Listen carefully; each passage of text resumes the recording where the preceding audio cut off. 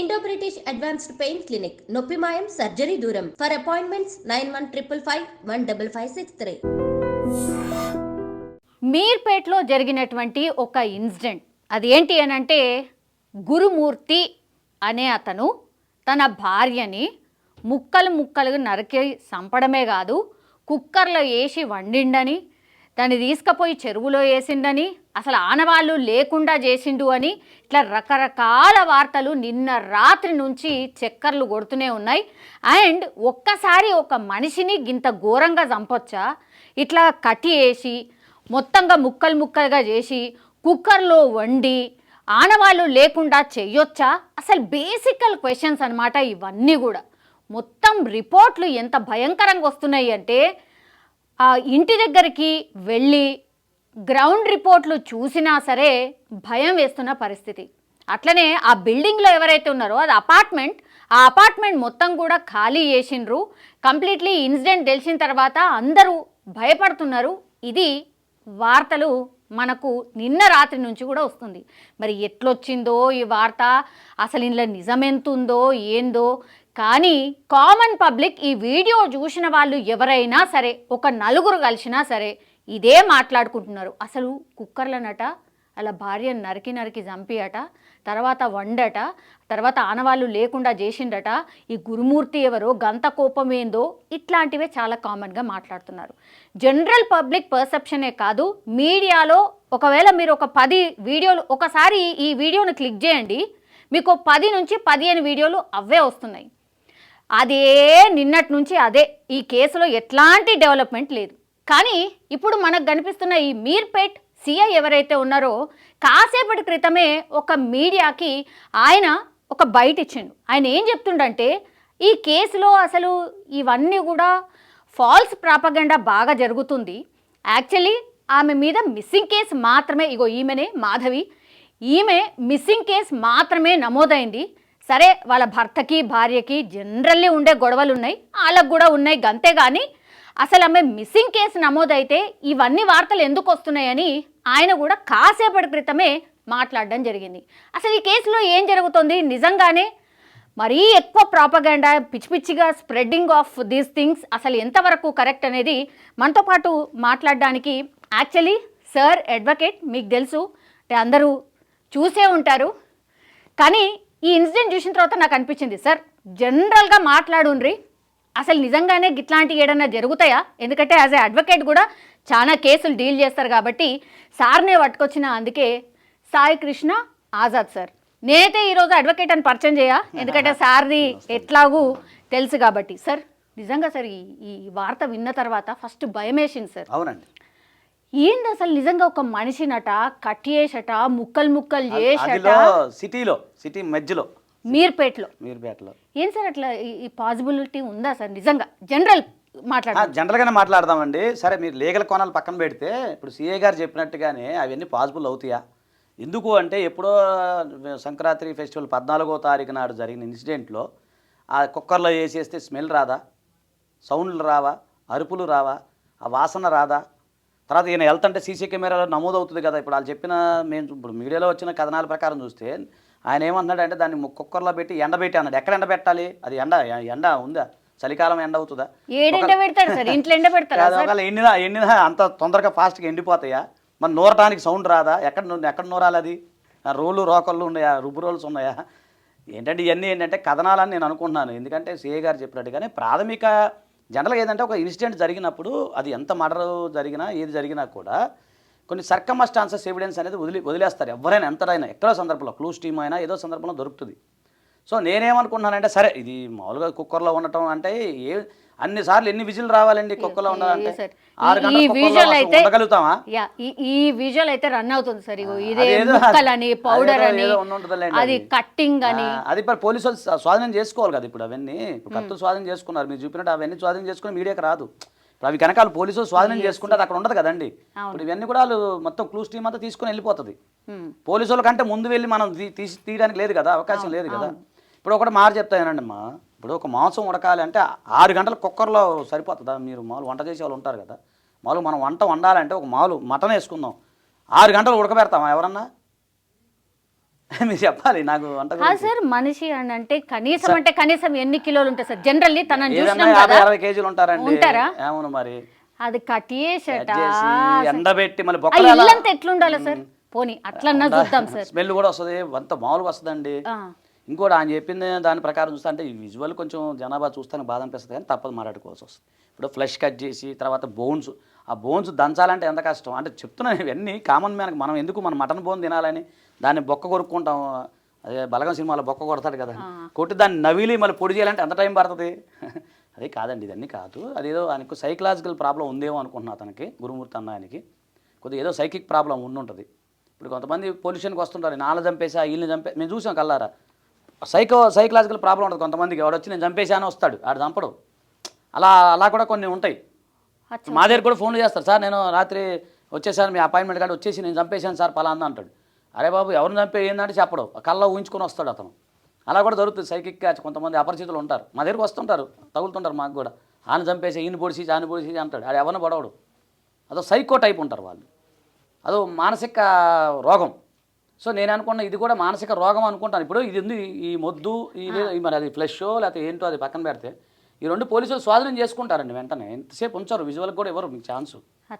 ఇంకోటి అక్కడ రానివ్వరు ఎవరిని, టేప్ చూడతారు కదా పోలీసు వాళ్ళు. మరి అవన్నీ లేవు కదా అక్కడ. గిన్నెలు చెంబులు గిన్నెలు చెంబులు తెప్పాల మీద కొంచెం బ్లడ్ స్టెయిన్ అయినా పడుతుంది, లేదంటే మీరు అన్నట్టు చేతి ముద్దలు పడతాయి, ఏవో పడతాయి, ఏదో ఒకటి ఇంటికిలో ఏవో ఒకటి ఉంటాయి కదండి. క్లీన్ చేశాడంటే ఏమో అది. అంటే ఇప్పుడు మనం అనుకునేది ఓకే కానీ సీఏ గారు చెప్పిన దాన్ని బట్టి చూస్తే మిస్సింగ్ కేసు అని మనం భావించాలి. ఎందుకంటే పాసిబుల్ కాదండి అంత, అది కాదు. కుక్కర్లో 70-50 కేజీల మాంసాన్ని పోనీ ఎంత మహిళ అయినా ఆమె 50-60 అయితే పక్కా ఉంటారు. పోనీ 30 కేజీలు వేసుకున్నా కూడా ఎంత కష్టం ఉండాలంటే, మనం ఒక ఏటను ఉండాలంటే మేము ఫంక్షన్లప్పుడు మనం చూస్తుంటాం, ఒక ఏటను 10 కేజీలు 8 కేజీలు ఏటన అంటే ఇంత డబ్బా కావాలా సార్? నిజంగా అట్లా వండితే సార్ ఇంత భయంకరం ఆ స్మెల్ ఏంది, అసలు ఎన్విరాన్మెంట్ కూడా మనం ఊహించుకోలేము. ఇంకొకటి మీరు అన్నది కరెక్ట్ అండి, అక్కడ సీసీ కెమెరాలు ఉన్నాయి. అవును, ఇతను బయటికి వెళ్ళటం రావడం, బకెట్లతో పొడి తీసుకెళ్ళి వెళ్ళటం ఇవన్నీ కనపడతాయి కదండి. అవును, మరి అవన్నీ లేవు కదా. ఇప్పుడు అలా చూసుకున్నా కూడా ఇప్పుడు సీసీ కెమెరాని స్వాధీనం చేసుకున్నాము చూస్తున్నాము అని చెప్పారు. ఒకవేళ నిజంగానే చూసుంటే సార్ ఆ కొద్దిగా క్లూ అయినా ఇప్పుడు 24 గంటలు గడిచిపోతే ఆల్మోస్ట్ ఇట్లా కనిపించింది అని ఏదో ఒకటి చెప్తారు కదా. 1 వీక్ అయింది కంప్లైంట్, అది కూడా చెప్పలేదు సీఏ గారు. చాలా నార్మల్ గా మిస్సింగ్ కేసు అని చెప్తున్నారు. ఆ చెరువు చూపెడుతున్నారు, చెరువు దగ్గరికి వెళ్ళి పాడేసిర్రట, చెరువు దగ్గర ఆనవాళ్లే లేవని చెప్తున్నారు. ఇంకొకటి చెప్తానమ్మా, ఇప్పుడు అతను వెళ్ళేటప్పుడు ఇది బకెట్లో తీసుకెళ్ళేటప్పుడు ఏదో వెహికల్లో వెళ్ళాలి కదా, ఆయన కార్లోనో బండి మీదో వెళ్తాడు కదా, నడుచుకుంటే అది బకెట్ తీసుకుని ఎవడు బోడుగా వెళ్ళే సమయంలో అక్కడ మీరు స్ట్రీట్కు సంబంధించిన సీసీ కెమెరాలు కూడా ఉంటాయి కదా, అక్కడ విజువల్ కనబడతా ఉంటుంది కదా. ఇప్పుడు చెరువు దగ్గరికి వెళ్ళినప్పుడు ఈయన వెళ్ళినట్టుగా ఈయన గుర్తులు, కాలు గుర్తులు ఇవన్నీ ఉంటాయి కదా. సో ఇవన్నీ చాలా సర్కమ్స్టాన్సెస్ ఎవిడెన్స్ పోలీసు వారు గ్యాదర్ చేయలేదంటే అక్కడ ఏదో జరగలేదు అంటే, ఒకవేళ ఆమె చంపాడా లేదా ఇంకో రకంగా జరిగిందా అనేది మనకు తెలియదు. కాకపోతే ఇట్లా ఇంత ఘోరంగా మొద్దు పెట్టి మొక్కలు పెట్టి ఇది ఇప్పుడు ఈ మొక్కలు మనం చూపించకూడదు. వాస్తవంగా అయితే పోలీసులు ఇప్పటికీ స్వాధీనం చేసేసుకోవాలి కదా. నేను ఒరిజినల్ అయితే ఎప్పుడు 16వ తారీఖు కంప్లైంట్ ఇచ్చారు, 16 తారీఖు అంటే 23-24 వచ్చేసింది మనకి. సో ఇప్పుడు దాదాపు 1 వీక్ అటు ఇటు 1 వీక్ అవుతుంది. ఈ 1 వీక్లో పోలీసు వారు ఇన్వెస్టిగేషన్ చేయకుండా ఉంటారా?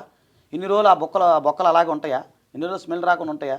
16 తారీఖు ఇస్తే పోలీసు వారు ఎమ్మటే టీం రంగంలో దిగుతుంది, ఇన్వెస్టిగేషన్ ఎమ్మటే ఇమీడియట్లీ చేస్తారు, మొత్తం ఎంక్వైరీ చేసేస్తారు. మన దాకా కూడా రాదు, ఇంత నీట్గా పెట్టేసి ఉండదు. పోలీసు వాళ్ళు ఇక్కడే కనుక ఇన్సిడెంట్ జరిగితే ఎవరిని రానికుండా టేప్ చూడతారు. మనకు తెలుసు కదా, ఎల్లో టేప్ ఒకటి ఉంటుంది పోలీసు నాట్ ఎంట్రీ అని చెప్పి, ఆ చుట్టూ చూడతారు. అడావుడి మామూలు ఉండదు కదండి, అడావుడు ఉంటుంది. అదే తప్ప ఇప్పుడు ఆ సార్ చెప్పినట్టుగానే అదే మనం భావించాలి తప్ప కుక్కర్లో ఉండేశారు ఏదో సినిమాలో చెప్పినట్టు అది కాదండి. అది సైకిక్ పేషెంట్ అయి ఉండొచ్చు. చూడండి ఈ వీడియో తర్వాత అందరు చెప్తారు, మనం ఖచ్చితంగా అది సైకిక్ పేషెంట్ అయి ఉంటాడు. ఆయన సైకలాజికల్గా ఏదో మానసిక డిప్రెషన్లో ఉంటాడు, ఏదో జరిగి ఉండదు తప్ప, ఆమె మిస్సింగ్ అవ్వటం ఇంకేదో జరిగి ఉండొచ్చు తప్ప. కానీ పోలీస్ స్టేషన్కి వెళ్ళి కంప్లైంట్ చేసినప్పుడు, ఈయన కంప్లైంట్ చేసినప్పుడు చాలా నార్మల్గా ఉన్నాడు. అట్లనే అతనే వాళ్ళ అంటే ఎవరైతే వాళ్ళ వైఫ్ ఉన్నారో వాళ్ళ అమ్మ నాన్నకి ఆయనే చెప్పారట ఇలా కనిపించట్లేదు అని.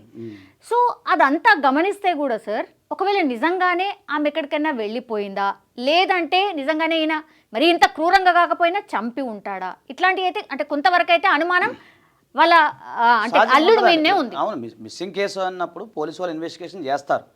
కాకపోతే నేను ఏమంటే ఇప్పుడు ప్రైమా ఫేస్ ఎవిడెన్స్ ఎట్లా ఉంటుంది అంటే, కంప్లైంట్ ఇచ్చిన తర్వాత పోలీసు వాళ్ళు వాళ్ళ ఇంటికి వస్తారు, ఫస్ట్ వస్తారు, అన్ని ఎక్కడ వెళ్ళింది ఏంటి అని జరుగుతుంది కదా. 1 వీక్ అవుతుంది.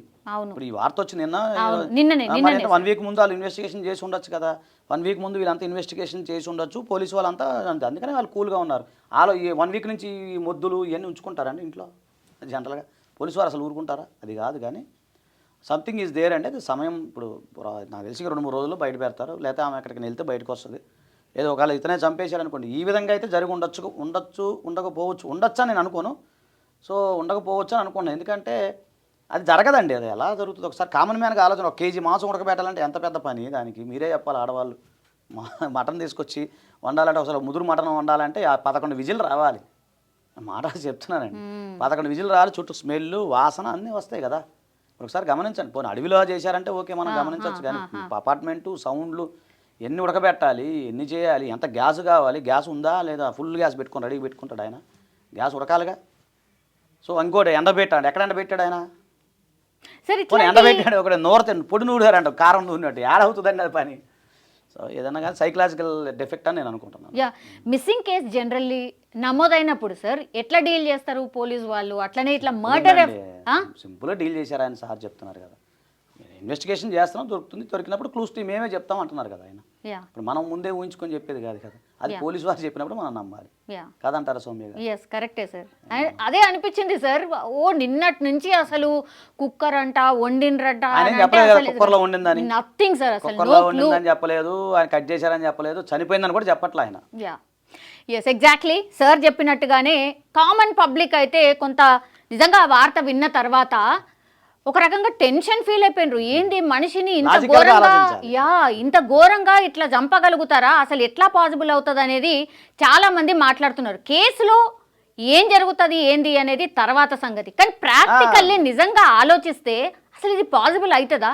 నిజంగా పాసిబిలిటీ అనేది 0.0 అంతే 0%. మాకు తెలిసి అయితే ఈ వీడియో ఎందుకు చేస్తున్నాం అంటే ప్రజలను ప్యానిక్ అవ్వకుండా ఉండటం కోసం, టెన్షన్ పడకుండా ఉండటం కోసం. ఇంకోటి అంటే కొంతమంది సున్నితమైన మనస్తత్వాలు ఉంటారు, ఇలాంటివి చూసి భయపడిపోయే వాళ్ళు ఉంటారు. వాళ్ళందరికీ ధైర్యం చెప్పడం కోసమే మన ఉద్దేశం. అంతే కదమ్మా. మనం ఏదో చట్టాన్ని ఇక్కడ కూర్చొని నేను నడిపించే వాళ్ళం కాదు, మనం నడిపించే వాళ్ళం కాదు, చట్టాన్ని చేతిలో తీసుకునే వాళ్ళం కాదు. కాకపోతే ఏంటంటే ప్యానిక్గా ఎవరన్నా ఉంటే దయచేసి ఈ వీడియోలు చెప్తాను, ఈ వీడియోలో మీకు చెప్పేది ఏంటంటే దయచేసి ప్యానిక్గా ఉండి మీరు భయపడి ఇలాంటి కొంతమంది టెన్షన్ పడిపోయే వాళ్ళు ఉంటారు, కొంతమంది గుండె వీక్ ఉండేవాళ్ళు అంటారు. అలాంటి వాళ్ళందరూ ధైర్యంగా ఉండండి. ఫస్ట్ అది ఏం జరగలేదు. మీరు కాబట్టి పోలీస్ ఎస్ఐ గారు చెప్పిందే మీరు దృష్టిలో పెట్టుకోండి తప్ప జనరల్గా ఎన్నో వస్తాయి, అవన్నీ మీరు పట్టించుకోవాల్సిన అవసరం లేదు. అది కూడా రేపు కోర్టు వారు ఏం కన్సిడర్ చేయరు. మన వార్త అంతే. ఇదిగో పులి అంటే అదిగో తోక అన్నది వార్త. సో దయచేసి దానికోసం ఈ వీడియో చేయడం జరిగింది. ఇప్పుడు ఈ సిఐ గారు ఎవరైతే కనిపిస్తున్నారో కాసేపటి క్రితమే ఇంకో మీడియాతో మాట్లాడుతూ ఆయన సింపుల్గా చెప్పాడు. ఆయన ఎక్కడ కూడా ఈ కేసు సెన్సేషన్ కేసు అని ఎక్కడ కూడా చెప్పలేదు.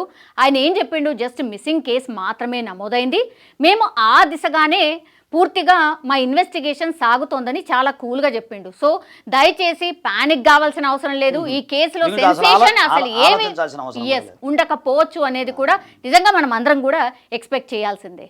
తేదీ 18/1/2025 నాడు సుబ్బమ్మ, భర్త పేరు వెంకటరమణ అనే మహిళ ఫిర్యాదురాలు పోలీస్ స్టేషన్కి వచ్చి ఫిర్యాదు ఇవ్వడం జరిగింది. ఆమెకి 3 కుమార్తెలు సంతానము. పెద్ద కుమార్తె అయిన మాధవిని సుమారు 13 సంవత్సరాల క్రితము గురుమూర్తి అనే వ్యక్తికి ఇచ్చి మ్యారేజ్ చేయడం జరిగింది. వీళ్ళిద్దరిది కూడా ప్రకాశం డిస్టిక్. గురుమూర్తి అనే వ్యక్తి ఆర్మీలో పనిచేసి రిటైర్ అయ్యి ప్రస్తుతం కంచన్బాగులో సెక్యూరిటీ గార్డ్గా పనిచేస్తుండ్రు. గత 5 సంవత్సరాలుగా మన వెంకటేశ్వర కాలనీ జిల్లెలగూడలో ఉంటుండ్రు. ఉన్న తర్వాత ఫిర్యాదు ఇచ్చిన సుబ్బమ్మ దాంట్లో ఇచ్చిన కంప్లైంట్ ఏందనగా 16వ తారీఖు ఈ నెల జనవరి 16వ తారీఖు తన కుమార్తె మాధవికి, అల్లుడికి గురుమూర్తికి ఇద్దరికి చిన్నపాటి గొడవ జరిగిందని, ఆ గొడవ జరిగితే మధ్యాహ్నం 12 o'clock ఆ సమయంలో ఈ మాధవి ఇంటి నుంచి వెళ్ళిపోయిందని చెప్పి ఫిర్యాదు ఇవ్వగా ఆమె ఫిర్యాదు మేరకు కేసు నమోదు చేయడం జరిగింది. అటు కేసు నెంబరు 81/2025. అటు కేసు విచారణలో ఉంది, దర్యాప్తు చేస్తున్నాము.